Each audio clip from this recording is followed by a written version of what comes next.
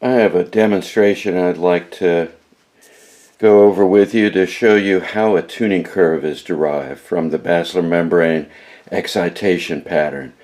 So what I've done is I have a cutout on a piece of paper here that shows the apical end and the basal end of the basilar membrane traveling wave.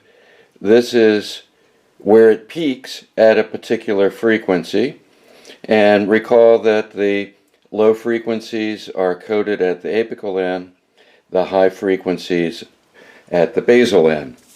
So now, if we assume that we impaled a single neuron, and that neuron is located at this point along the basilar membrane, we have the apical end and the basal end, corresponding to low frequencies on the left, high frequencies on the right. I drew an eye at the place where that neuron lives, its address, so to speak.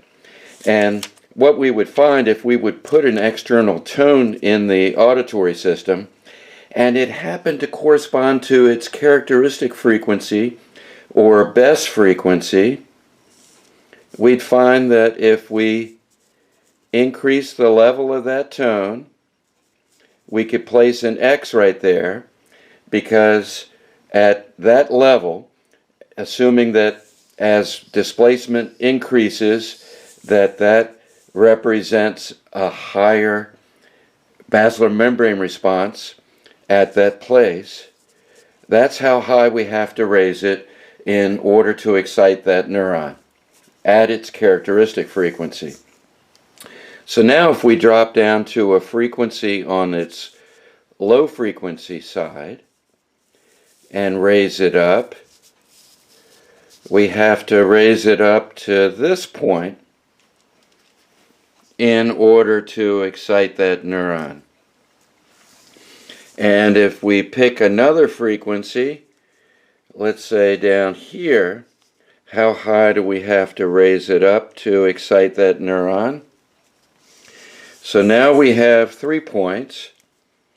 Let's go up on the high frequency side and find out how high we have to raise the level of the tone.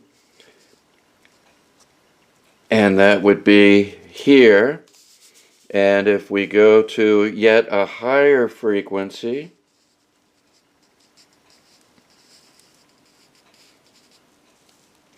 we almost can't excite it. So what that gives us is a tuning curve, and it's steeper on the high frequency side than it is on the low frequency side, and that's because of the asymmetrical shape of the basilar membrane excitation pattern. It's easier to excite a neuron on its high frequency side than it is on its low frequency side. So hopefully that helps you to understand how the tuning curve is derived and to help you solve the apparent discrepancy between the steepness of the basilar membrane excitation pattern on the low frequency side. It's rather steep, but the tuning curves is shallow.